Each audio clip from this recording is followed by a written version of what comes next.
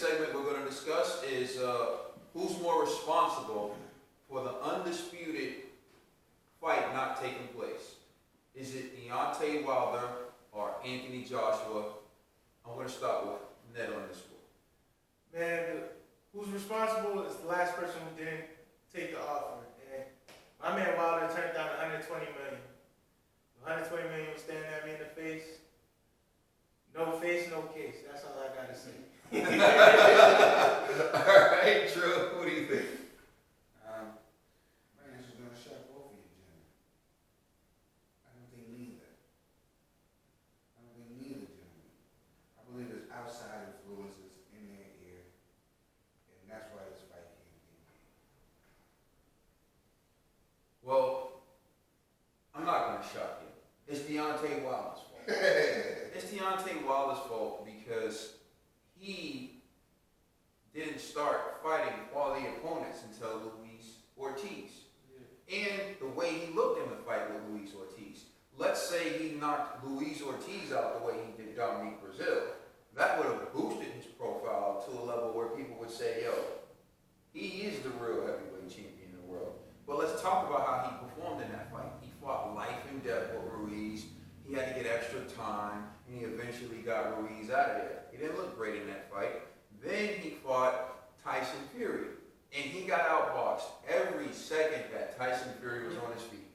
He dropped Tyson Fury twice, and then Tyson Fury proceeded to get up and win every second of the round after he got back to his feet. So I blame Deontay Wilder because he hasn't looked impressive enough in his step-up fights to make people say he deserves 50-50. Of course, the Wildets of the world are going to say now he deserves 50-50, but let's look at the original argument. Because I went through the internet and I went back to the original argument was Josh was a coward, make the fight. To get the money, help fight for anything, make the fight. Then Joshua said he wanted to make the fight. He came here chasing the fight, and now the argument became slave wages, and he's not getting paid enough. And now all of a sudden the Wilder fans are like, oh, 50-50 or nothing. Yo, you're not getting none of that money. I'm not seeing none of that money. What I want to see is the fight. So I blame Wilder for being 42 fights in his career and not having a profile better than a guy who only has 22 fights. If you would have done what you needed to do, you would be the one demanding a 60-40 split. Deontay Wilder's the longest reigning champion in the heavyweight division, but has no unification bouts. He's never fought to unify the titles one time. Not one time has he done that. Somebody in his ear telling him that he deserves more. Somebody in his ear telling him that he deserves 50-50. Like I was saying, I don't think neither one of these. Let me tell you something. I think that it's outside influences in each one of his ears telling these guys, oh, this and that. Do I believe that he wants to fight? Yeah, I thought he wanted to fight. Yeah, he wanted a big fight at the time. Then there's other people started getting his ear, you know, the money, and the bill. Maybe because they didn't think that he was ready. Maybe they felt like something else. Maybe saying, oh, you should be constant. You should be for your fight. You need to get this money. You should need to get this. You need to get that. You need to get this. Like I was saying, these guys is fighters, and I would like to believe that these guys, at the end of the day, are fighters, and they want to fight, and they want to get it on. I think it's outside influences. You know what I'm saying? That's not making this fight happen. You know what I'm saying? Like, you got certain promoters that don't want to lose. They don't want to lose. But to me, it's so I'm not gonna make the fight happen if I don't think my golden goose. True. You know what I'm saying? You think I'm gonna let my golden goose? No, I can hold this over here and get a couple more some money. Let me jump in. I just think like the promoters as well don't want to have it promoted as a mega fight and a flop. So you know they put all this money into promoting it, having on billboards, having all over the world, and then it doesn't make the money they thought it was gonna make. So you know, give it a little more time. I understand. I'll take it back. I understand why they ain't jumping in the ring yet, because you know, there's a profit to be made in it. It's outside influences not making this fight happen. I'm starting to see a lot of things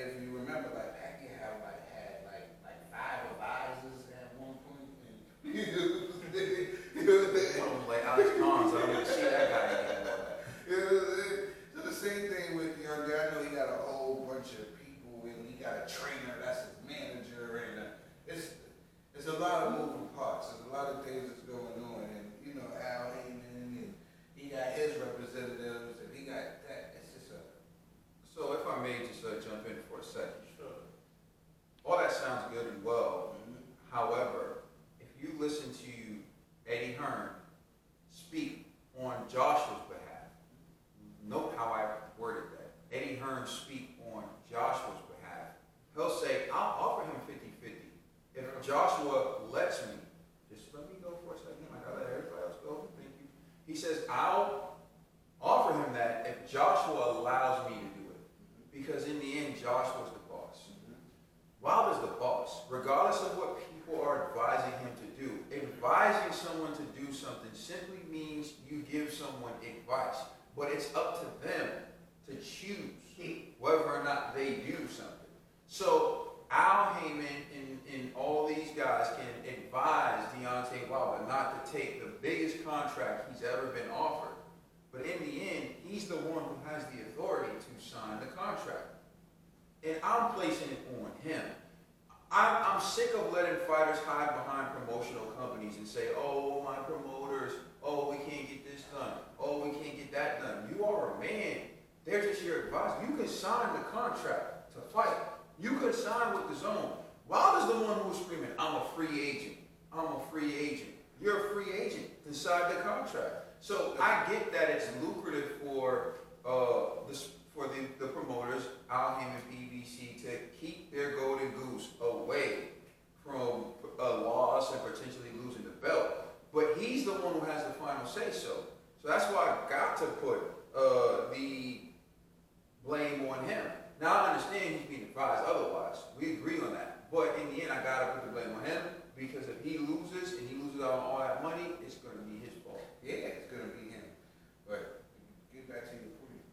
Not one time did we ever mention that before Joshua. Not one time did we ever say anything about how they move and everything. We know what we're talking about.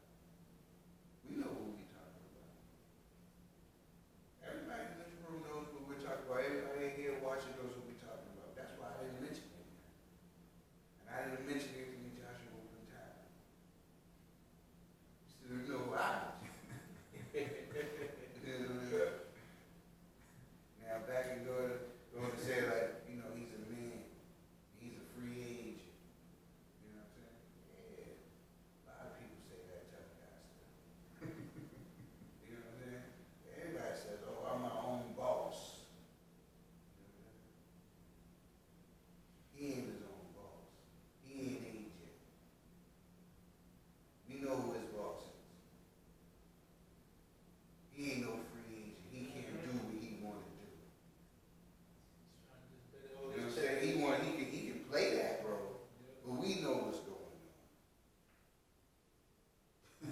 We know what's going on. Wait, so you mean to tell me that Eddie Hearn recognizes Anthony Joshua as his boss and will come out and flat out say Anthony Joshua is his boss, but When have you ever heard anybody over there say some shit like that? I just, When have you ever heard anybody over there at PBC saying anything? Say, I forgot who was on the Some cast. tits. This is a Tits, brother. like, Yeah. This is a brother. See, we was having a brothers conversation. You know what I'm saying? We know what's going on. Let's make the fight happen. It's gonna take Deontay Wilder to say that he's the man. It's gonna take for him to That's get up what I'm and at demand with this right now. fight. It's That's gonna what get I'm for at. him to get up and demand this fight. But we don't know what's gonna happen. it's going to take, like you said, it's going to take an offer from the zone in Matchroom Boxing that is so good, even Wilder's like, yo, I'm taking this offer. I don't care what y'all Listen, say. I don't know what's better I'm than the taking deal this he offer. just offered. Well, I think he can get a better deal. I think this time around he will get a better deal. Let's say Joshua knocks out Andy Ruiz within 6 rounds. I do believe he may get a deal that's like 2 fights, 70 million, which would be 2 fights with Joshua for 140 million, right? And at that point, if you don't take that contract, you're a fool. You're a fool. And I think at that point, Wilder's going to have to stop and think, how much bigger can this fight be? How much longer can I wait? Listen, they're trying to play a business game. They're trying to play a game that is old and has been played out. You know what I'm saying? Okay, the whole Mayweather waiting the fight out. Okay, Mayweather did that. Canelo, Triple G, they did that. You know what I'm saying? This is, y'all waited it out. Now it's getting time to, now you don't want to go on this person's, but it's deeper than these two guys fighting. That's basically what I'm trying to say. It's bigger than these two guys fighting. These is millionaires playing like children. This is what it's about. But this is where I'm getting at. This is grown men with millions playing and acting like children. Because I don't want to be over here. Now, this is my ball, and I don't want to play at your house or your court. You know what I'm saying? This is what it's coming down to. You know what I'm saying? This is how I look at it. You know what I'm saying? This is what it looks like. He has the ball, and then he's like, yo, my hoop, I got a new hoop right here. He said, well, if I can't play first, then I'm not letting you use my ball. You know what I'm saying? These guys got to grow up. They got to give the boxing fans what they want. And this is this big. And that goes back to why I'm saying I'm blaming Deontay Wilder directly. Because the boxing fans want to see the fight. Yeah. He's the one who has the authority to make the final decision to say, I'm signing this contract. And he's refusing to do so because he's being advised that there's more money out there. That's what I'm saying. It's the people in his ear. Uh-huh. People in his ear. But Eddie Hearn said after the Ruiz fight, he's gonna be in New York for a week, and after that, they could schedule time to sit down and talk about the contract situation. It seems like AJ's like, yo, give him whatever he wants. So let's make the fight happen. It's up to Wilder at this point. If Wilder says that he doesn't want the fight, if it comes out like the fight didn't happen after next week, Wilder turned down the offer. It's something. It's a small move is to let it go into 2020. Make it a big 2020 fight. So who does Wilder fight next? Ortiz. And he was life and death for Ortiz last fight. I think, but here's the thing. Ortiz, he was shot this fight. He's going to be even more shot this fight. You're not even going to see the same Ortiz. I just seen him the other day. He's going to do the same thing that Brazil did. His whole training camp is going to just be designed on losing weight. He was 30 pounds heavy. This is all that's going to happen. And he's just aging. He's aging rapidly. Yeah, well, talking about aging, Wilder's older than Anthony Joshua. Yeah. So, That's going to be the excuse. yeah, I'll just leave it with this, right? And we can move on. You have one guy whose action says it's all about legacy. It's about becoming a legend and becoming an icon in the sport. And to me, that person's Anthony Joshua. Because Anthony Joshua is fighting in America for the first time on June 1st. Anthony Joshua has taken title unification fights. Anthony Joshua fought Vladimir Klitschko. And Tyson Fury likes to say, oh, I destroyed him. That was one of the most boring fights in the history of the sport. Watch the Tyson Fury Vladimir Klitschko fight. I bet you can't make it to the 12th round. Like, Anthony Joshua got the best version of Klitschko that I've seen in a very long time. Up until that point, and Anthony Joshua took him out. Anthony Joshua's resume is a who's who of the heavyweight division. If you look at it, Anthony Joshua fight Dominique Brazil in his 17th fight. Both of them were undefeated, and Joshua gave Brazil his first L. That's the guy Deontay Wilder fought in his 42nd fight, and then he knocked him out in 2019. Do you know what Anthony Joshua would do to Dominique Brazil now in 2019? If he fought that version of Dominique Brazil. So now we're talking about Deontay Wilder. He would have definitely caught a body.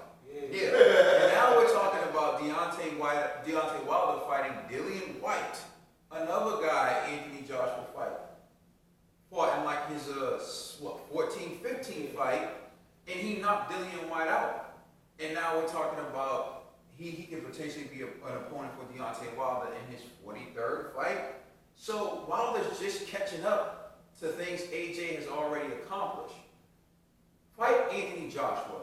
If you're a Deontay Wilder fan and you're a Deontay Wilder supporter, the only thing he can do to impress me is beat Anthony Joshua.